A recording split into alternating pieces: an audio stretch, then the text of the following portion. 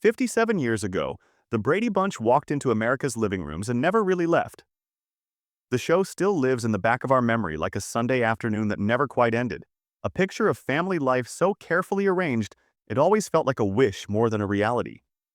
The 9 people behind those famous faces have spent the decades since aging into lives the writers never scripted. Marriages that collapsed, addictions that nearly erased careers, a secret kept until death rewrote everything, and reinventions that happened quietly, without anyone watching. Some of them are still here, several of them are gone. The stories between then and now involve love affairs and private battles and public scandals, and at least one death that forced an entire generation to look back at the show they thought they knew and see it differently. If you grew up with these people, settle in. Because the real Brady Bunch is something else entirely. Number 1. We have Robert Reed as Mike Brady, the patient, principled father who gave every child watching a model of what safety in a man could look like. Someone who always knew the right thing to say and never once raised his voice. Reed was 36 years old when the Brady Bunch premiered in September 1969 and appeared in 116 of the show's 117 episodes, missing only the series finale because he found the script beneath him. He was classically trained, Shakespearean serious, and privately found the role excruciating, clashing constantly with creator Sherwood Schwartz over what he considered intellectually thin material, convinced he was capable of far more than the show demanded. He was right. After the Brady Bunch, Reed earned 3 Emmy nominations for dramatic work in the miniseries, Rich Man, Poor Man in 1976, and Roots in 1977. Confirmation from the industry that he was exactly as serious an actor as he'd always believed himself to be. By the end of his life, he had found genuine peace teaching Shakespeare at UCLA, returning to the thing he had always loved. His private life was sealed from public view for the entirety of his career. He had married Marilyn Rosenberger briefly in the 1950s, and they had one daughter, Karen. He never remarried. Florence Henderson, who worked beside him for 5 years, described him as an unhappy man, someone whose internal pressure never fully lifted, whose anger and frustration she believed came directly from the double life he was forced to maintain. The truth, withheld until it couldn't be, was that Robert Reed was a gay man who spent his entire professional life hiding it. Because playing America's television father while living honestly as himself in 1969 was professionally unsurvivable. He kept his HIV diagnosis from almost everyone, finally calling Florence Henderson in his final days and asking her to tell the rest of the cast. Robert Reed died on May 12, 1992, at Huntington Memorial Hospital in Pasadena, California, at the age of 59 from colon lymphoma, with HIV infection listed on his death certificate as a significant contributing factor. The disclosure came after his death and reframed an entire era of television, asking fans to hold 2 realities at once. Mike Brady was television's steadiest father, but Robert Reed was a Shakespearean actor who spent 30 years performing a role while his actual life was kept carefully out of frame, and who deserved a world that had been ready for him sooner. Number 2, we have Florence Henderson as Carol Brady, the unflappable, endlessly warm mother who made cheerfulness look like a spiritual discipline, and who convinced a generation of children that a parent could be patient without limit. Henderson was 35 years old when the show premiered, and appeared in all 117 episodes. She was the only cast member already married with children of her own when filming began, which gave her performance a quality no amount of acting instruction could manufacture. She was actually a mother, and it showed. At 82 at the time of her death, Henderson had never stopped working. Guest appearances on Ally McBeal, 30 Rock, and The King of Queens. A cooking program on TNN that ran for nearly a decade. Decades as the commercial spokeswoman for Wesson cooking oil. A turn on Dancing with the Stars in 2010 that introduced her to an audience 40 years younger than her original fans. 3 days before she died, she attended a taping of that same show to support Maureen McCormick, her on-screen daughter, who was competing that season. Her romantic life had private fractures that Carol Brady never hinted at. She married theatrical producer Ira Bernstein in 1956 and had 4 children, Barbara, Joseph, Bob, and Elizabeth, before their 29-year marriage ended in divorce in 1985. She then married John Kappas, a hypnotherapist who had originally treated her for depression and stage fright. They remained together until his death in 2002. What the audience didn't know was that Henderson had been privately lonely through much of the Brady years, and that the woman performing the world's most contented mother had been quietly unhappy in her own marriage. Her 2011 memoir, Life is Not a Stage, described affairs during the 1960s while she was still married to Bernstein, including a one-night encounter with then New York City Mayor John Lindsay. A confession she offered without drama, and with a wry clarity that was more honest than anyone who watched The Brady Bunch would have predicted of Carol Brady. Florence Henderson died on November 24, 2016, at Cedars-Sinai Medical Center in Los Angeles, on Thanksgiving evening, at the age of 82, from heart failure. It was sudden, a complete shock to those who knew her. Carol Brady was the mother who made the whole world seem manageable, and Florence Henderson was the woman behind that warmth. More complicated, more searching, and far more candid about her imperfections than the character she spent 5 seasons playing. Number 3. We have Ann B. Davis as Alice Nelson, the housekeeper who occupied the center square of the opening credits every week, who held the entire household together with wit and quiet devotion, and whose reliable presence was the emotional glue the show couldn't function without. Davis was 43 years old when The Brady Bunch premiered, already the most decorated performer in the ensemble. She had won 2 Primetime Emmy Awards in the 1950s for her role on The Bob Cummings Show, a credential largely invisible to the show's young audience, but fully present in the confidence and timing she brought to Alice every single episode. She appeared in all 117 episodes and returned for every Brady reunion project, including a brief cameo as a truck driver in the 1995 Brady Bunch movie. In 2026, she has been gone for 12 years, but what she did with the decades after the show ended remains one of the more quietly unusual second acts in American television history. Davis never married and had no children. She once said that by the time she became interested in finding a partner, all the worthwhile ones were already spoken for. What she found instead was something she apparently hadn't known she was missing. In 1974, the same year the Brady Bunch ended, she met Episcopal Bishop William Frey during a summer stock production in Denver. Within 2 years, she sold her Los Angeles home, packed her Emmy Awards, and moved into a multi-generational Christian commune with the Frey family.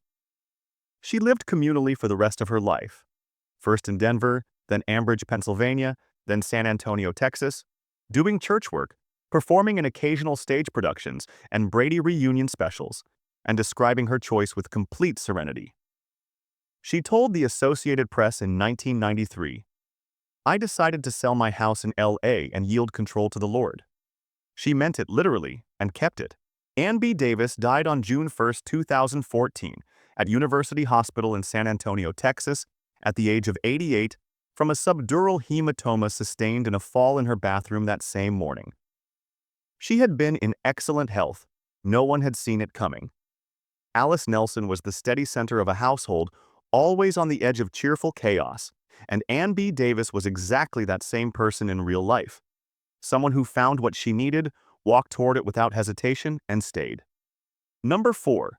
We have Barry Williams as Greg Brady, the eldest son, slightly too confident in his own conclusions, the one who always believed he had figured it out just before the episode proved him wrong in the most instructive possible way. Williams was 14 years old when he was cast, and appeared in all 117 episodes across 5 seasons.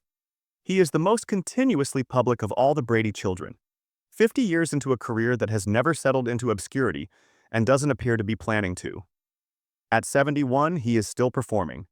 He tours with his group Barry Williams and the Travelers, headlining shows out of Branson, Missouri.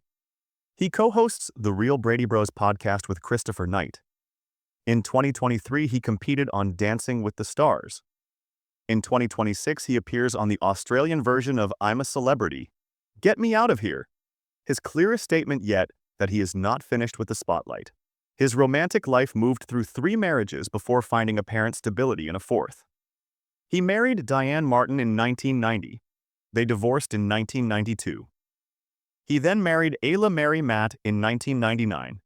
They divorced in 2005. He married Tina Mahina in 2017. He has 2 children from his second marriage. What most viewers don't fully appreciate is how deliberately Williams managed his own narrative. His 1992 autobiography, Growing Up. Brady spent months on the New York Times bestseller list and was later adapted into a television film, giving him authorship over his own story at a moment when other cast members were still figuring out what theirs was. He understood, earlier than most, that the question everyone would keep asking, what really happened to those kids, was itself a viable career, and he answered it on his own terms. Greg Brady was the teenager who always thought he had the answer, and Barry Williams became the cast member who understood most clearly that the real answer was the story itself, and kept telling it. Number 5, we have Maureen McCormick as Marcia Brady, the most popular girl in the school, the one who effortlessly collected every lead role in Social Invitation, the character who made flawless teenage confidence look like the natural condition of being a girl. McCormick was 13 years old when the show began and 18 when it ended.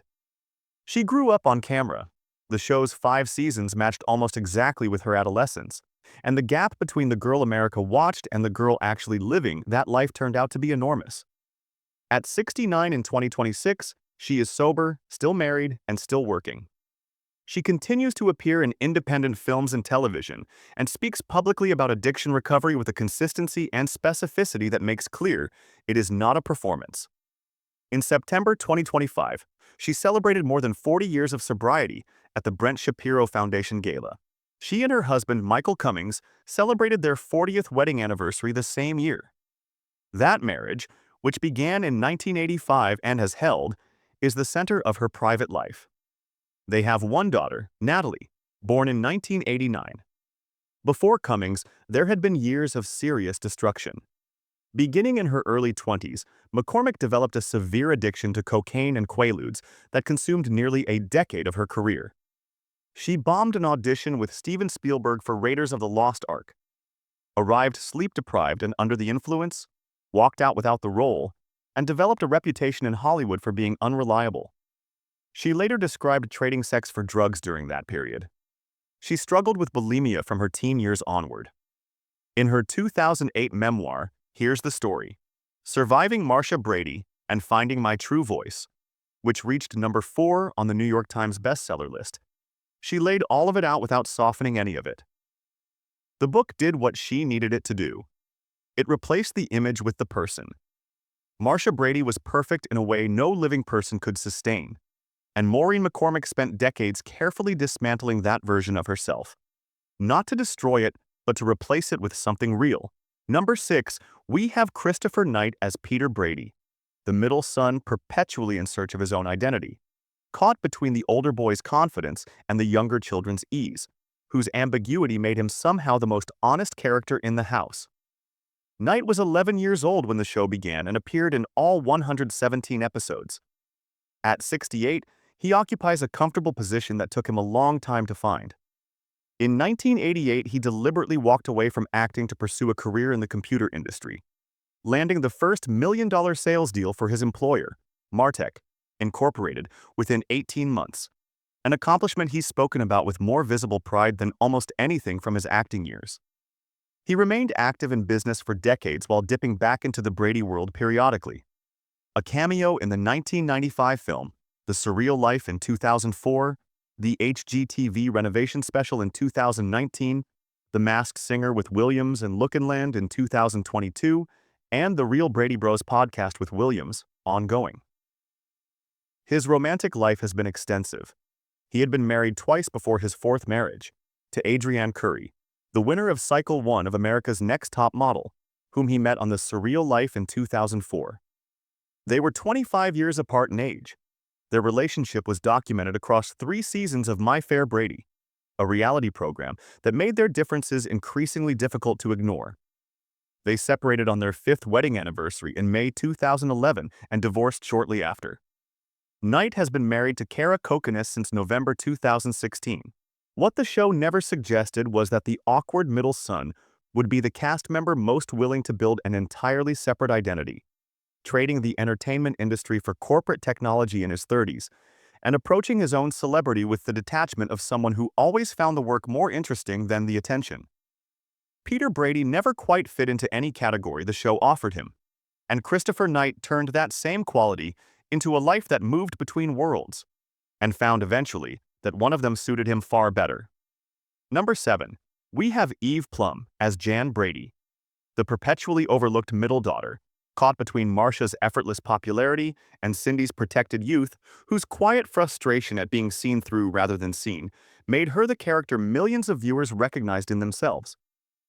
Plum was 11 years old when the show began and appeared in all 117 episodes. At 67 in 2026, she is both a working actress and a professional visual artist. Two careers she has maintained in parallel for decades, treating each with equal seriousness. After the Brady Bunch, she built a steady guest appearance career across Wonder Woman, Murder, She Wrote, Law and Order, SVU, Blue Bloods, and Bull, continuing to act without ever fully disappearing from the craft. Alongside that, beginning in the 1990s, she developed a serious painting practice. Her work has been shown in galleries. She has built a housewares line called Plum Goods, and she runs a coffee collection that donates proceeds to animal welfare. In April 2026, she is releasing a memoir titled Happiness Included, Jan Brady and Beyond, which she has described as the story she wanted told in her own words. She has been married to technology consultant Ken Pace since 1995 and lives in Laguna Beach, California. The quietly remarkable thing about Plum's post-Brady life is how little drama it required. While other cast members leaned hard into the show's legacy or spent years fighting against it, she simply built a second creative life alongside the first. One that required no reference to a television show and made no claims on anyone's nostalgia. Jan Brady was the girl who felt perpetually invisible, and Eve Plum became a painter and a working actress who spent 50 years making herself visible entirely on her own terms. Number 8. We have Mike Lookinland as Bobby Brady, the youngest of the boys. Earnest and eager and completely present on screen in a way that suggested a child who was genuinely happy on that set, not performing happiness for the camera. Lookinland was 8 years old when the show began, one of the youngest people on that set, absorbing the texture of fame at an age when the brain has no tools yet to understand what it means or what it will cost. At 65, he owns and operates Just Add Water Custom Concrete in Salt Lake City, a company that manufactures countertops, fireplace surrounds, and architectural concrete work. He has been married to his high school sweetheart Kelly Wormuth since 1987. They have 2 sons. He demonstrated his company's work during the 2019 HGTV special A Very Brady Renovation, and appeared with Williams and Knight as one-third of the mummies on The Masked Singer in 2022. Outside of those occasional appearances, he left Hollywood behind and has never indicated that departure was anything other than deliberate and right. What he has described in his own words is the disorientation of fame without context. He told Oprah Winfrey in 2013 that he spent his 20s living the adolescence he hadn't been able to have while filming the show, and that alcohol became part of how he managed that displacement. A drunk driving arrest in 1997 was the public marker of a private struggle that he eventually resolved through sobriety, marriage, and work that required his hands rather than his face. From the age of 8, he told her, I learned that nothing in the entertainment industry is real. Bobby Brady was the youngest boy who just wanted to keep up with everyone else, and Mike Lookinland is the cast member who built his entire adult life with his own hands, which, in his case, is not a metaphor. Number 9. We have Susan Olsen as Cindy Brady, the youngest child, the lisping baby sister whose very existence gave the whole family hierarchy its foundation, sweet and occasionally maddening in the way only the youngest in a large household can be. Olsen was 8 years old when she was cast and appeared in all 117 episodes. At 64, she remains creative and publicly engaged, though the life she built after childhood bore little resemblance to what Cindy's trajectory might have suggested. After high school, she found acting increasingly difficult to sustain. The Cindy problem, as she described it. Producers couldn't see past the character, and any role requiring moral complexity or edge hit the same wall. She pivoted to graphic design and worked in that field for more than 2 decades. She co-authored the 2009 book Love to Love You Brady's about the Brady Bunch Hour. She has co-hosted radio programs in Los Angeles, including a Sunday talk show on KABC Radio. She also works as a visual artist and continues to exhibit her paintings. Her personal life has included 2 marriages, both of which ended in divorce, and a son now in his 20s who is pursuing a music career. What most directly damaged her public reputation was her own words. In 2016, statements she made during a radio program, described widely as homophobic, became public and ended her hosting position. She has never offered an extended public reckoning with the episode. Cindy Brady was the youngest and the sweetest, and Susan Olsen became something considerably more complicated.